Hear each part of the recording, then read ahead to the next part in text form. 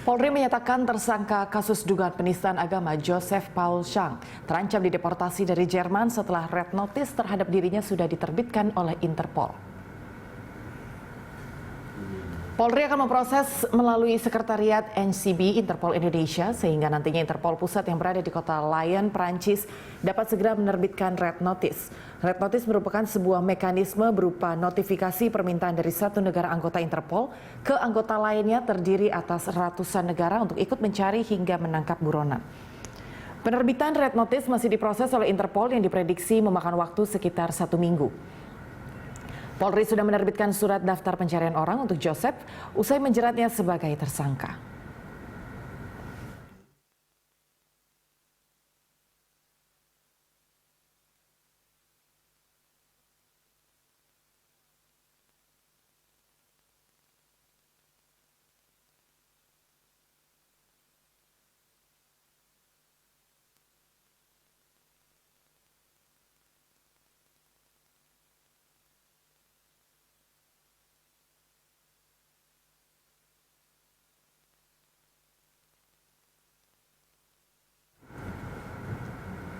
Dan untuk mengetahui perkembangan lebih lanjut kasus penistaan agama Joseph Paul Chang, ada Christo Suryo Kusumo dan juru kamera Rian Nuryaningsih di Mabes Polri, Jakarta.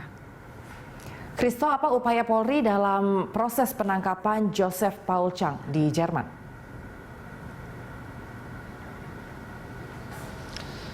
Ya baik Anggi, bahwa seperti diketahui bersama bahwa tersangka kasus dugaan penistaan agama Joseph Paul Chang saat ini berada di Jerman yang merupakan ataupun berada di luar dari wilayah hukum Indonesia sendiri. Oleh karena itu, Kepolisian Republik Indonesia saat ini tengah menyiapkan sejumlah mekanisme untuk dapat membawa Joseph Paul Chang ini kembali ke Indonesia. Beberapa mekanisme seperti yang kita ketahui bersama melalui red notice, di mana Kepolisian Republik Indonesia saat ini akan segera berkoordinasi dengan Interpol yang berada di kota Prancis ini untuk bekerjasama melalui menerbitkan red notice, dan nantinya apabila red notice ini sudah diterbitkan oleh Interpol Pusat, maka nantinya Interpol akan segera membantu Kepolisian Indonesia pada umumnya untuk dapat melakukan penangkapan terhadap Joseph Chang ini sendiri.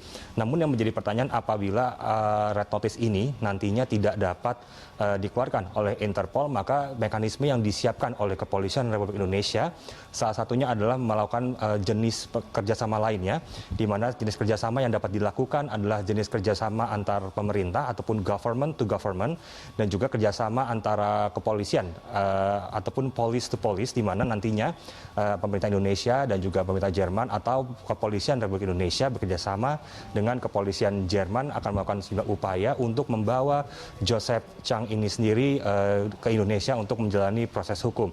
Dan salah satu upaya yang saat ini juga tengah dilakukan kepolisian adalah, selain kemarin kepolisian juga menyampaikan bahwa telah memasukkan nama Joseph Chang ini ke dalam daftar pencarian orang ataupun DPO, salah satu upaya yang coba untuk dilakukan oleh Kepolisian Indonesia adalah dengan bekerjasama dengan imigrasi Kemenkumham untuk mencabut paspor dari Joseph Robert Chang sendiri, dan saat ini proses tersebut sedang tengah berjalan. Anggi. Baik, dan apa ancaman hukuman yang akan diberikan kepada Joseph Paul Chang sebagai tersangka dalam hal ini, khususnya untuk kasus penistaan agama, Christo? Ya, terkait dengan hukuman yang akan dikenakan terhadap Joseph Chang ini sendiri, berdasarkan informasi yang kami kumpulkan bahwa nantinya Joseph Chang ini sendiri dapat dikenakan oleh 2 pasal, di mana salah satu yang dikenakan adalah pasal 28 ayat 2 Undang-Undang Informasi dan Transaksi Elektronik atau ITE, dan juga pasal 156 AKUHP. Dan menarik memang kalau kita melihat bahwa lokasi Joseph Chang sendiri saat ini yang berada di luar wilayah hukum Indonesia, dan diketahui berada di kota maksud kami berada di Jerman.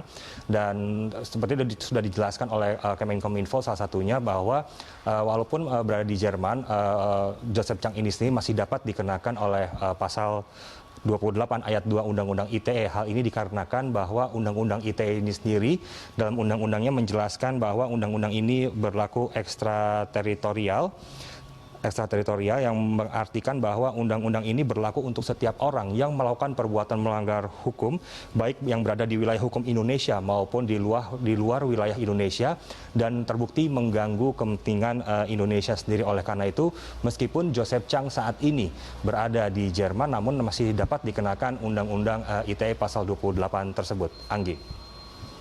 Atas informasinya, Kristo, selamat bertugas kembali. Itu tadi informasi dari rekan kami pemirsa, Kristo Suryokusumo dan juru kamera Rian Nuryaningsih dari Mabes Polri, Jakarta.